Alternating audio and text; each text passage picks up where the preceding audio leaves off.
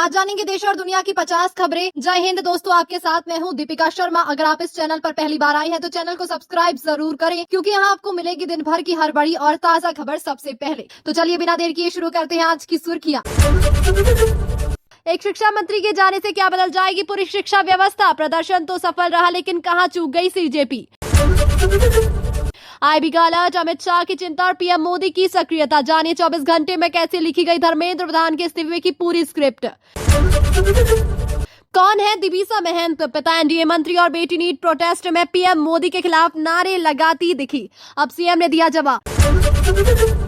प्रदर्शन के दौरान महिला के साथ बदसलूकी का मामला सामने आया, वीडियो को लेकर मचा बवाल। सादे कपड़ों में लाठियां भाजने वाले आखिर कौन थे? राहुल गांधी के तीखे सवालों से केंद्र सरकार के उड़े होश। क्या इस्तेमाल के बाद प्रोटेस्ट को बीच में छोड़ भागेगी सीजेपी? पुलिस केस वापस न होने पर कैमरे में कैद लोगों पर चलेगा मुकदमा। धर्मेंद्र प्रधान के इस्तीफे के बाद ठाकरे बंधुओं का शक्ति प्रदर्शन, तिरंगा रैली से केंद्र सरकार को दी बड़ी चुनौती। नीट प्रदर्शन में कूदी असम की हिमंत सरकार के एक मंत्री की बेटी, सीएम से पूछे सवाल पर मिला चौंकाने वाला जवाब। नीट विवाद में धर्मेंद्र प्रधान का इस्तीफा, दबाव में झुकी सरकार थी या सियासी मास्टर स्ट्रोक? 10 अहम बातों में समझिए पूरी कहानी। धर्मेंद्र प्रधान के इस्तीफे से भी खत्म नहीं हुआ गतिरोध, अब पीएम मोदी से माफी की मांग पर अड़ा विपक्ष। धर्मेंद्र प्रधान का इस्तीफा वाकई मजबूरी था या पीएम मोदी की कोई बड़ी चाल? पीएमओ को मिले इनपुट से बदली रणनीति। इस्तीफे के 24 घंटे बाद पहली बार पीएम मोदी ने खोला मुंह, कहा देश के युवाओं में जो उत्साह दिखा वो काबिले तारीफ। कारों पर प्रयोग बंद करो, सीजेपी के बाद अब सामने आई E20 जनता पार्टी, शुद्ध पेट्रोल चुनने के अधिकार की मांग। वायरल वीडियो, असम के एक मंत्री की बेटी भी नीट प्रदर्शन में बगावत पर उतरी, वीडियो ने मचाई हलचल। वड़ा पाव गर्ल ने शेयर किया पीयूष गोयल का डीप फेक वीडियो, बिना सोचे समझे की तीखी टिप्पणी, लोग भड़के। मुरादाबाद के मंच से ओवैसी ने यूपी की सियासत में फेंका सबसे बड़ा पासा। तेज प्रताप यादव को भेजा गया 14 दिन की जुडिशियल कस्टडी में, बिहार बंद के दौरान हिंसा का लगा आरोप। भाई की गिरफ्तारी पर आग बबूला हुए तेजस्वी यादव, सरकार को दी खुली चेतावनी। कहिए तो अभी कुर्सी छोड़ दूं, धर्मेंद्र प्रधान के इस्तीफे पर कैलाश विजयवर्गीय के बयान से मची हलचल। जंतर मंतर प्रदर्शन से चर्चा में आई मोहम्मद जुनैद के मामले में पुलिस ने परिवार से की पूछताछ। गिरफ्तार युवाओं को जमानत न मिलने पर सुप्रीम कोर्ट के जज की तीखी टिप्पणी, कहा शांतिपूर्ण जमावड़ा कोई अपराध नहीं। स्टूडेंट प्रोटेस्ट के बाद भड़के अभिषेक बनर्जी, जेनजी से की खासपी। डीएम के प्रमुख स्टालिन की भतीजी का बैंक में हंगामा, मैनेजर के साथ हुई बदसलूकी सीसीटीवी में कैद। मुस्लिम छात्रों की गिरफ्तारी को सुप्रीम कोर्ट के जज ने बताया गलत, कहा शांतिपूर्ण विरोध पर रोक जायज नहीं। सीजेपी के विरोध प्रदर्शन में असम के एक मंत्री की बेटी ने लगाए पीएम मोदी विरोधी नारे, सीएम हिमंता ने दिया जवाब। कौन है प्रहलाद जोशी, जिन्हें शिक्षा मंत्री बनाने के लिए तुरंत कर्नाटक से बुलाया गया? कॉकरोच जनता पार्टी आखिर कभी राजनीतिक पार्टी क्यों नहीं बन सकती? विश्लेषकों की राय सामने आई। जंतर मंतर जा रहे छात्रों से मारपीट का वीडियो वायरल, खुद को हिंदू वीर सेना अध्यक्ष बताने वाले सत्यम पंडित का नाम आया सामने। आज राजनीति में भ्रष्टाचार आ गया है, पूर्व सीएम सिद्धौर मैया ने 2028 का विधानसभा चुनाव न लड़ने का किया ऐलान। पश्चिम बंगाल में ममता बनर्जी की हार की असली वजह क्या रही? प्रशांत किशोर ने दिया बड़ा बयान। आज वक्त है बात कर लो, बाद में मत रोना, ओवैसी ने अखिलेश यादव को दिया गठबंधन का खुला प्रस्ताव, भाजपा ने कसा तंज। अब बिहार के डिप्टी सीएम सम्राट चौधरी के खिलाफ मोर्चा खोलेगी सीजेपी, अभिजीत दिपके का बड़ा ऐलान। दिल्ली के आंदोलन के दौरान अभिजीत दिपके के माता पिता की क्या रही ख्वाहिश और कैसी थी उनकी हालत? जंतर मंतर के बाद बिहार में क्यों हुए सबसे ज्यादा प्रदर्शन, समझिए इसका पूरा बैकग्राउंड। वृंदावन में एक्ट्रेस दीपिका सिंह को मिला खास ट्रीटमेंट, बगल में खड़ी बुजुर्ग महिला को लेकर विवाद छिड़ा, एक्ट्रेस ने बताई सच्चाई। जौहर यूनिवर्सिटी विवाद पर यूपी सरकार पर महबूबा मुफ्ती का हमला, कहा प्रदर्शनों से सबक लेना चाहिए। ये अंत नहीं, शुरुआत है। 37 दिन के आंदोलन के बाद सीजेपी प्रमुख का सरकार को कड़ा संदेश। नीट 2026 पेपर लीक आंदोलन के दौरान पीएम मोदी की तस्वीर के अपमान के आरोप में एक व्यक्ति गिरफ्तार। क्या ईरान परमाणु हथियार बनाने के और करीब पहुंच गया है? अमेरिकी रिपोर्ट में हुआ बड़ा खुलासा। अमेरिका के 2 युद्धपोत समंदर में डूबे मामले में पाकिस्तान कनेक्शन को लेकर भी सामने आई जानकारी। यूपी वालों के लिए अलर्ट, अगले 24 घंटों में बदलेगा मौसम का मिजाज, कई जिलों में होगी मूसलाधार बारिश। विस्तारित खबर सुनने से पहले हमारी एक छोटी सी गुजारिश है कि इस चैनल को सब्सक्राइब जरूर करें और आप ये वीडियो कहां से देख रहे हैं कमेंट में जरूर लिखें। तो चलिए शुरू करते हैं विस्तारित खबर। शिक्षा मंत्री धर्मेंद्र प्रधान के इस्तीफे को लेकर अब पर्दे के पीछे की पूरी कहानी सामने आ रही है। खबरों के मुताबिक इंटेलिजेंस ब्यूरो यानी आईबी ने बीते कुछ दिनों में सरकार को कई बार ये अलर्ट भेजा था कि जंतर मंतर पर चल रहा आंदोलन तेजी से देशव्यापी रूप ले रहा है और अगर समय रहते इसे नियंत्रित नहीं किया गया तो स्थिति संभालना मुश्किल हो सकता है। इसी बीच केंद्रीय गृह मंत्री अमित शाह की तरफ से भी लगातार स्थिति पर चिंता जताई जा रही थी, क्योंकि आंदोलन में शामिल होने वाले युवाओं की संख्या हर दिन बढ़ती जा रही थी। सूत्रों का कहना है कि प्रधानमंत्री कार्यालय को कुछ ऐसे इनपुट मिले जिनकी वजह से सरकार की पूरी रणनीति में बदलाव आया। शुरुआत में सरकार शिक्षा मंत्री को बचाने की मूड में थी, लेकिन जब ये स्पष्ट संकेत मिले कि ये मामला सिर्फ एक मंत्री तक सीमित नहीं बल्कि पूरी सरकार की छवि को प्रभावित कर सकता है, तब आखिरी 24 घंटों में तेजी से फैसले लिए गए। इस्तीफे के ठीक 24 घंटे बाद प्रधानमंत्री नरेंद्र मोदी ने पहली बार इस मुद्दे पर सार्वजनिक तौर पर बात की। उन्होंने कहा कि पूरे देश के युवाओं में जो उत्साह और जज्बा इस दौरान देखने को मिला वो वाकई सराहनीय है और सरकार युवाओं की आवाज को गंभीरता से सुनने के लिए प्रतिबद्ध है। इसी बीच नई शिक्षा मंत्री को लेकर भी सस्पेंस खत्म हो गया, जब कर्नाटक से केंद्रीय मंत्री प्रहलाद जोशी को तुरंत दिल्ली बुलाया गया। बताया जा रहा है कि उन्हें आनन फानन में जिम्मेदारी सौंपने की तैयारी की जा रही है ताकि शिक्षा मंत्रालय में जल्द से जल्द स्थिति लाई जा सके।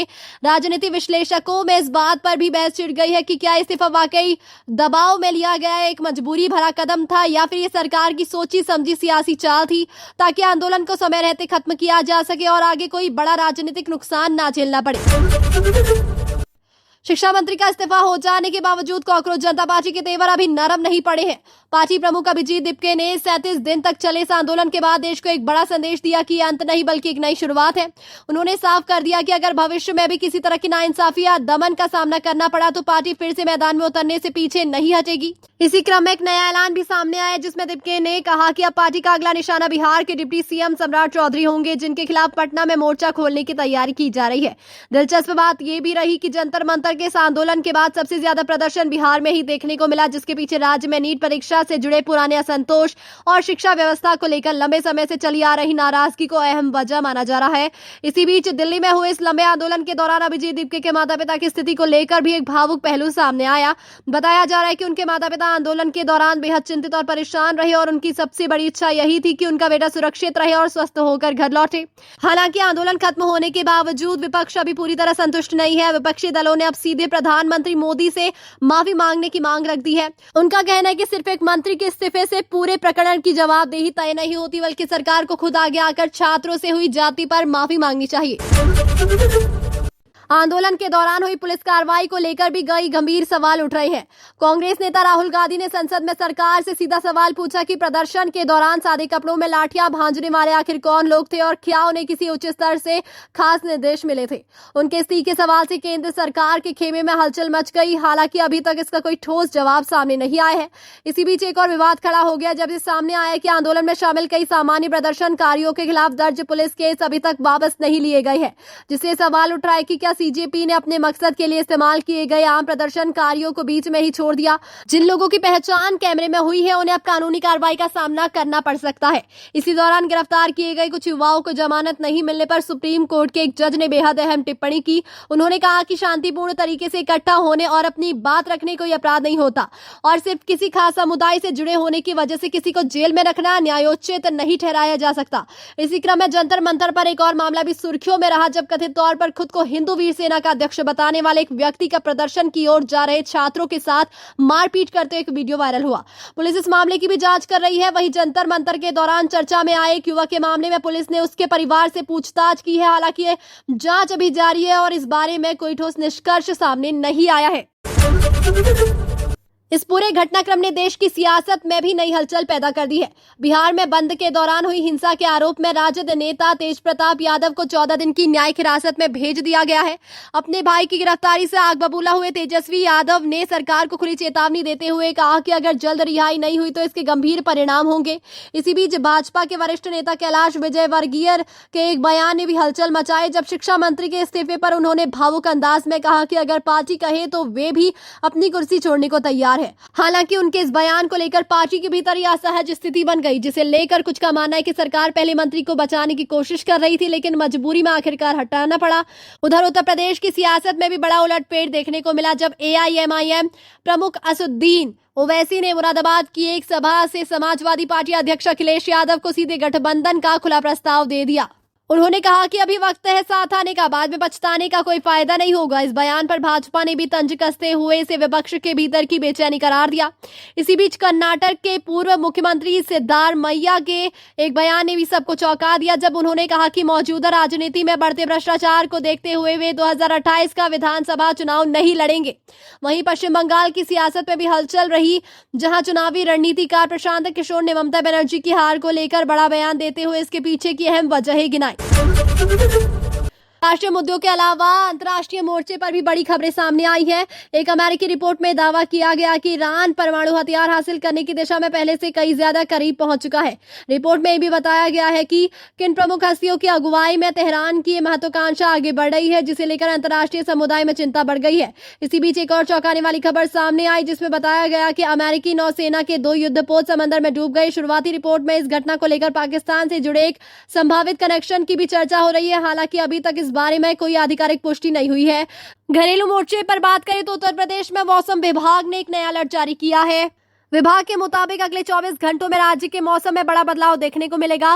कई जिलों में मूसलाधार बारिश की संभावना जताई गई है। लोगों को सावधानी बरतने और जरूरी होने पर ही घर से बाहर निकलने की सलाह दी गई है। इसी बीच एक और दिलचस्प घटनाक्रम में E20 जनता पार्टी नाम का एक नया मंच सामने आया है, जिसने कारों में एथेनॉल मिश्रित पेट्रोल के अनिवार्य इस्तेमाल पर सवाल उठाते हुए उपभोक्ताओं को शुद्ध पेट्रोल चुनने का अधिकार देने की मांग रखी है। असम में नीट प्रदर्शन के दौरान एक बेहद अनोखा और चर्चित मामला सामने आया। दरअसल राज्य में सत्तारूढ़ पार्टी से जुड़े एक मंत्री की बेटी खुद प्रदर्शनकारियों के साथ खड़ी नजर आई और उन्होंने प्रधानमंत्री नरेंद्र मोदी के खिलाफ जमकर नारेबाजी की। ये वीडियो सामने आते ही सोशल मीडिया पर तेजी से वायरल हो गया, क्योंकि ये किसी आम प्रदर्शनकारी का नहीं बल्कि खुद सरकार में शामिल एक मंत्री की बेटी का मामला था। इस घटना पर जब मुख्यमंत्री हिमंत बिस्वा शर्मा से सवाल पूछा गया तो उन्होंने इसे हल्के फुल्के अंदाज में लेते हुए कहा कि वे मंत्री की बेटी से व्यक्तिगत तौर पर मिलकर उन्हें समझाएंगे। मुख्यमंत्री के इस बयान को लेकर भी सियासी हलकों में मिलीजुली प्रतिक्रिया देखने को मिली। कुछ लोगों ने इसे परिपक्व रवैया बताया तो कुछ लोगों ने सवाल उठाया कि जब आम प्रदर्शनकारियों के खिलाफ सख्ती हो रही है तो सत्ताधारी दल के अपने परिवार के सदस्यों के लिए नरमी क्यों बरती जा रही है। इसी तरह का एक और मामला सामने आया, जिसका संबंध एक NDA मंत्री की बेटी दिबिसा महंत से है। खबरों के मुताबिक दिबिसा भी नीट प्रदर्शन के दौरान प्रधानमंत्री मोदी के खिलाफ नारेबाजी करती नजर आई और ये वीडियो भी सामने आने के बाद तेजी से चर्चा का विषय बन गया। चूंकि उनके पिता खुद NDA सरकार का हिस्सा है, इसलिए इस पूरे घटनाक्रम में राजनीतिक गलियारों में विशेष दिलचस्पी पैदा कर दी है। मामले के तूल पकड़ने के बाद संबंधित राज्य के मुख्यमंत्री की ओर से भी इस पर प्रतिक्रिया दी गई, जिसमें उन्होंने इस पूरे विषय को परिवार के भीतर की निजी बात बताते हुए ज्यादा तूल न देने की अपील की। यह घटनाक्रम इस बात का भी संकेत माना जा रहा है कि आंदोलन अब केवल विपक्षी समर्थकों तक सीमित नहीं रहा, बल्कि सत्ता पक्ष से जुड़े परिवारों के युवा सदस्य भी इस मुद्दे से प्रभावित होकर अपनी बात खुलकर रख रहे हैं। दूसरी ओर प्रदर्शन के दौरान महिलाओं के साथ हुई बदसलूकी से जुड़ा एक वीडियो भी सामने आया है, जिसने लोगों को झकझोर दिया। रिपोर्टों के मुताबिक इस वीडियो में कुछ लोग एक महिला के साथ बेहद अपमानजनक भाषा का इस्तेमाल करते और धमकी भरे लहजे में बात करते हुए नजर आए हैं। इस वीडियो के वायरल होने के बाद व्यापक स्तर पर निंदा हुई और सामाजिक संगठनों ने इसमें शामिल लोगों के खिलाफ सख्त कानूनी कार्रवाई की मांग की। पुलिस का कहना है कि मामले की जांच की जा रही है और वीडियो में दिख रहे लोगों की पहचान की कोशिश जारी है। ये ध्यान रहे कि इस मामले में अभी जांच प्रारंभिक चरण में है, इसलिए सभी तथ्य आधारित जांच पूरी होने के बाद ही स्पष्ट हो पाएंगे। इस घटना ने एक बार फिर प्रदर्शन स्थलों पर महिलाओं की सुरक्षा को लेकर बड़ा सवाल खड़ा कर दिया है। इस बीच कुछ सामाजिक और मनोरंजन जगत से जुड़ी खबरें भी लोगों का ध्यान खींच रही है। तमिलनाडु में DMK प्रमुख MK स्टालिन की भतीजी का एक बैंक शाखा में हंगामा करने का वीडियो वायरल हुआ, जिसमें वे शाखा प्रबंधक के साथ बेहद अभद्र व्यवहार करती नजर आई। ये पूरी घटना बैंक के CCTV कैमरे में कैद हो गई, जिसके सामने आने के बाद आम जनता के बीच इस पर तीखी प्रतिक्रिया देखने को मिली। बैंक प्रबंधन की ओर से कहा गया कि वे इस मामले में उचित कदम उठाने पर विचार कर रहे हैं। इसी बीच वृंदावन से जुड़ा एक और मामला चर्चा में रहा, जब एक टीवी अभिनेत्री दीपिका सिंह को लेकर ये आरोप लगा कि उन्हें मंदिर परिसर में विशेष यानी VIP व्यवहार दिया गया, जबकि उनके बगल में खड़ी एक बुजुर्ग महिला प्रसाद के लिए तरसती रह गई। इस दावे पर एक्ट्रेस ने खुद सामने आकर सफाई देते हुए पूरी घटना की असल सच्चाई बताई और कहा कि उन्हें किसी विशेष सुविधा की मांग नहीं की गई थी। शिक्षा से जुड़े एक और विवाद ने भी सुर्खियां बटोरी, जब उत्तर प्रदेश में जौहर यूनिवर्सिटी को लेकर उठा मामला राजनीतिक रंग ले गया। पूर्व जम्मू कश्मीर मुख्यमंत्री महबूबा मुफ्ती ने इस मुद्दे पर राज्य सरकार पर तीखा हमला बोलते हुए कहा कि हाल के दिनों में देश भर में हुए छात्र प्रदर्शनों से सरकार को सबक लेना चाहिए और शिक्षण संस्थानों से जुड़े मामलों में संवेदनशीलता के साथ काम करना चाहिए।